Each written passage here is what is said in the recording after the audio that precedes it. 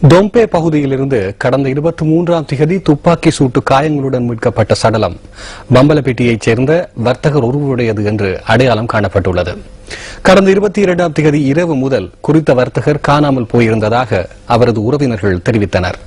இந்த சம்பவம் தொடர்பில் 2 சந்தேக நபர்கள் கைது செய்யப்பட்டுள்ளதாக போலீஸ் ஊடக பேச்சாளர் போலீஸ் அத்தியட்சகர் புத்திக சிறிவர்தன தெரிவித்தார்.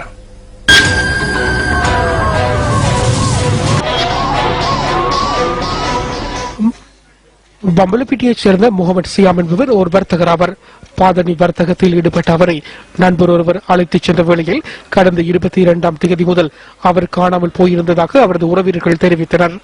கம்பகாவில் உள்ள வர்த்தகர் ஒருவரை அறிமுகப்படுத்துவதாக கூறிய குறித்த நண்பர் அவரை அழைத்துச் சென்றுள்ளதாக உறவினர்கள் குறிப்பிட்டனர். முகமது சியாமுடன் சேர்ந்து அவரது நண்பர் மெரிகான பகுதியில் வைத்து அவரை வேறொரு வாகனத்தில் ஏற்றியுள்ளதாக விசாரணைகள் மூலம் தெரிய வந்துள்ளது.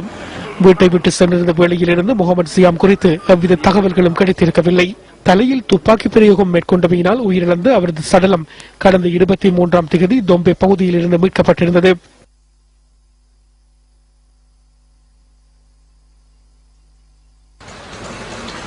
அன்றைய தினத்திலிருந்து நேற்றைய தினம் வரை அவரது சடலம் கம்பகா வைத்தியசாலையின் பிரேத அறையில் வைக்கப்பட்டிருந்ததாக போலீசார் குறிப்பிட்டனர். இந்நிலையில் இன்றைய தினம் இடம்பெற்ற பிரேத பரிசோதனைகளை அடுத்து அவரது சடலம் உறவினர்களிடம் ஒப்படைக்கப்பட்டது. என் தம்பி காணாம 22ஆம் தேதி நைட் என் தம்பி ராவ் காணாம போன என் தம்பி காணாம போயிட்டு 23ஆம் தேதி பொடி தொம்பே போலீஸுக்கு கிடைச்சிக்குது. நேற்று தான் எங்களுக்கு போலீஸால எங்களுக்கு பொடி கிடைச்சிச்சு. கம்பா ஹாஸ்பிட்டல் இருக்குது. என் தம்பியோட ஒன்றுக்கு பழவி 8 வருஷத்துக்கு கூட்டாளி தான் இந்த வேலையை செஞ்சுக்கிறாரு.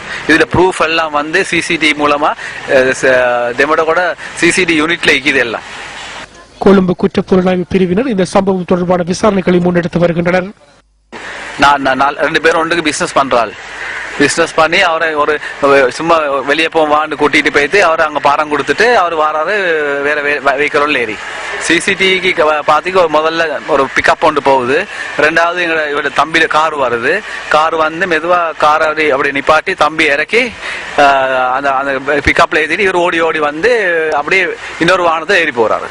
கடந்த 22ஆம் தேதி முகமது சியாம் சென்ற வாகனம் மிரிகான கந்தேவத்த பகுதியில் கண்டுபிடிக்கப்பட்டதாக போலீசார் கூறினர். குறித்த வாகனம் தற்போது மிரிகான போலீசாரின் பொறுப்பில் உள்ளது. இதேவேளை குற்றங்கள் மற்றும் ஏனைய சம்பவங்கள் குறித்து ஊடகங்களை தெளிவுபடுத்துவதற்காக போலீஸ் தலைமையகத்தினால் வெளியிடப்படுகின்ற நாளாந்த ஊடக அறிக்கையில் முகமது சியாமின் சடலம் மீட்கப்பட்டமை குறித்து கடந்த 23ஆம் தேதியோ அல்லது அதற்கு பின்னரோ அறிவிக்கப்பட்டிருக்கவில்லை என்பது குறிப்பிடத்தக்கது.